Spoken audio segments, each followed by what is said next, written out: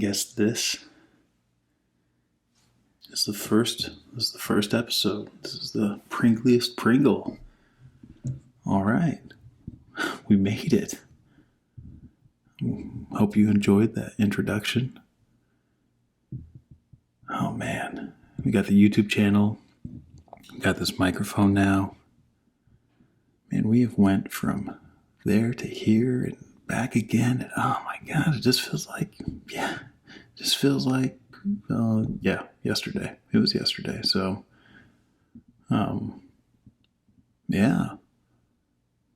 decided to just talk on this channel. I've been told by a very, very reliable source that my voice elicits certain feelings that would rather be hidden deep down, but just I bring them out. So, I think this first episode, I'm not gonna try to overdo it or anything.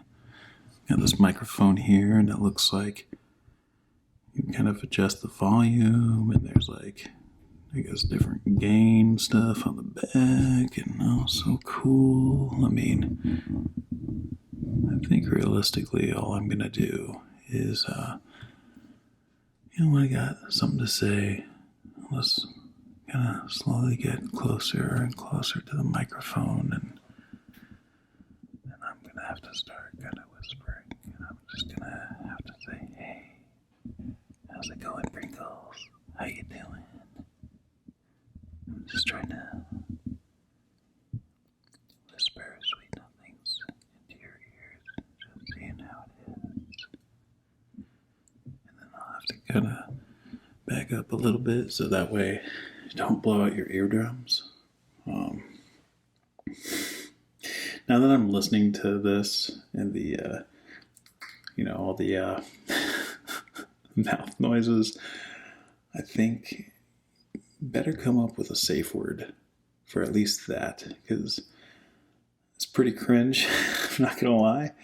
And I just oh man, I'd love to see all the eye rolls I get. Record them, send them back to me, take pictures. I don't know.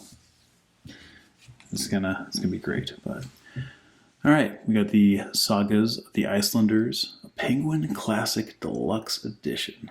I'm gonna read from this because the ultimate goal is Iceland. Cool. I'm looking at it though, and this is probably not the best idea, to be honest. I can't pronounce half these names, and I probably won't do so with any consistency. So, forgive me. Because it's gonna, fuck it, whatever. We're gonna do it live. Fuck it, I don't care. We'll do it. Send it. All right. The first story is gonna be it's like Eagle's Saga. I'm gonna say Eagle. Rock flag and Eagle. Freaking America. Yeah, Eagle Saga. We'll go with that. Looks like it's a whole bunch of Icelanders that go raiding, go battle a king. Some cliff notes, just some background. Span some 150 years. And they fought King Harold Fairhair's merciless unification of the realm. Nice. Okay. Harold Fairhair. Doesn't sound like a tough king, but I guess fair hair must be rich or something. I don't know. Okay. Well, it all starts. Here we go. There was a man named Ulf, the son of Bahivi and Habera, the daughter of Ulf the Fearless. She was the sister of Halborn, half-troll from Hofnista and the father of Kettleheng. Ulf was so big and strong, phrasing, that no man was a match for him. And he was only still a youth when he became a Viking and went raiding.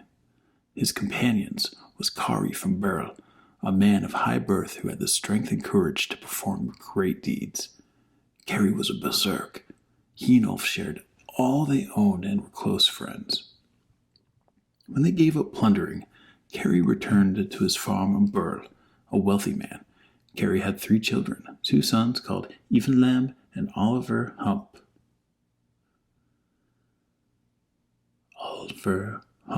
Okay. And a daughter named Solborn.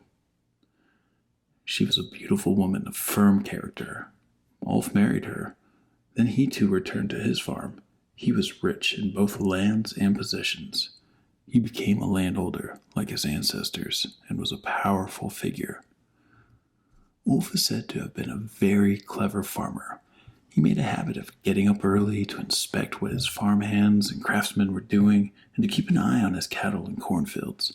Sometimes he would talk to people who were in need of his advice, for he was shrewd and always ready to make useful suggestions. But every day, towards evening, he would grow so bad-tempered that few people dared even address him. He always went to sleep early in the evening and woke up early in the morning. People claimed that he was a shapeshifter, and they called him Kivdolf, or Night Wolf. Night Wolf, bad-ass name, hell yeah. That should be our shirts. You know, going to Iceland, must be some night wolves, hence in the night, howling at the moon, just, oh, like just hashtag Sev1 across it. That's some gnarly stuff. Anyway, Night Wolf and his wife had 2 sons. The elder one was named Thorlof, and the younger one was named Grim. They both grew up to be big, strong men like their father. Thorlof was an attractive and highly accomplished man. He took after his mother's side of the family, a cheerful, generous man, energetic and very eager to prove his worth. He was popular with everyone. Grim was swarthy and ugly, resembling his father in both appearance and character. You burned. He turned out to be an active man, and he was gifted at working in wood and iron, and grew to be a great craftsman. In winter, he would often set off on a fishing boat to lay nets for herring, taking many farmhands with him. When Thorlof was 20, he made ready to go raiding. Kildolf gave him a longship, and Kari's sons, Even and Oliver, joined him, with a large band of men in another longship. In the summer, they went raiding and took plenty of booty, hell yeah, which they shared out among themselves. They went raiding for several summers, spending the winters at home with their fathers. Thorlof brought many precious things back to give his parents, for in those days it was easy to win both wealth and renown. Kildolf was very old by then, and his sons had reached full manhood. Odborn, the king of the Fodor at this time, one of his earls was Harold, who became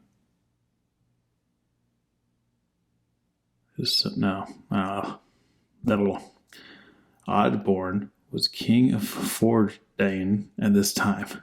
One of his earls was Harold, who had his son named Thorir. Oh my gosh. Atli the Slender, another earl, lived at Grill with 3 sons, Halstein, Holmstein, and Herstein. Easy. And a daughter called Solveig the Fair. One autumn, there was a great gathering at Gurlo for the autumn feast, and Oliver Hump saw Solveig and began courting her, like, "Damn, girl, you looking good. Damn, Grill." Later, he asked for her hand, but the earl, not considering him worthy enough, would not marry her to him. Afterwards, Oliver composed many love poems and grew so obsessed that he actually gave up reading, leaving Thorolf and Evan to go by themselves. He was like, "Hey, how you doing, Solveig the Fair? Your hair's so beautiful." Your eyes are so milky. Probably just got really close to her and said, hey Grill, I'm gonna keep recording you, and I'm just gonna keep making, I guess, these YouTube videos to show you that I care, or something like that. I don't know. Weird. King Harold inherited the titles of his father, Halfdan the Black, and swore an oath not to cut or comb his hair until he became the sole king of Norway. What was with the thing with hair back then, And there was Samson, obviously, and there's plenty of people cut it off as a, whenever they got defeated or a sign of dishonor. It's now, no one, I don't feel hair length has anything to do with anything. Wonder why that was. Anyway, he said, hey, I'm not going to comb my hair until I become the sole king of Norway. I'm not going to take any showers either, probably. No, he was called Harold Tanglehair, and he did battle with neighboring kings and defeated them, as it's told in long accounts. Afterwards, he took the upland and proceeded northwards to Trondheim, where he fought many battles, gaining full control of all Trondheim district. After that, he intended to go north to Numdal and take on the brothers Herlig and Harlig, who were kings there. But when he heard that he was on his way, Herlog and 11 of his men went into the mound that he had spent the last 3 years building and closed it upon them. Herlog tumbled from power and took the title of Earl instead, and submitted to Harold and handed over his kingdom.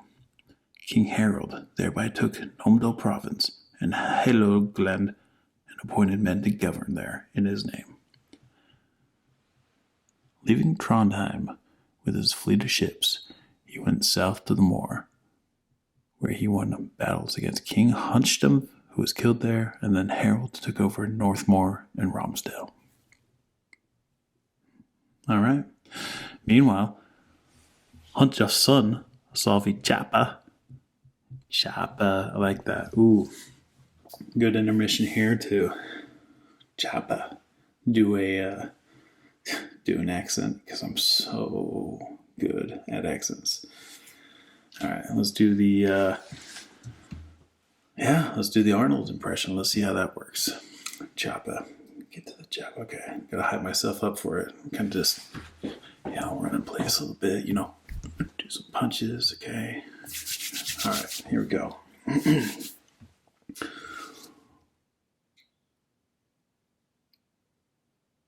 Go, get down, get back. Oh no, get to the chopper. We got to go right now. What are you doing? This is a pepperoni pizza. I can't have this. I've been working too much, lifting. Go. Oh, that was bad. Go. Get to the chopper. We got to go right now. I'll be back. Okay. Now that I'm actually hearing myself in my headphones with this microphone, I can see what you're saying. It's not Pringley at all. No. I do not have a good accent, I guess. Oh well. Or impressions. Alright, anyway. Meanwhile, Hunch's son, Solvi Chopper, who had escaped, went King Ardnev in the Southmoor and asked for help. Although this misfortune has befallen us now, he said, it will not be very long before the same happens to you, because I think King Harold will be here soon, and once he has brought slavery and suffering to everyone he chooses in Northmoor and Romsdale, you will face the same choice we had.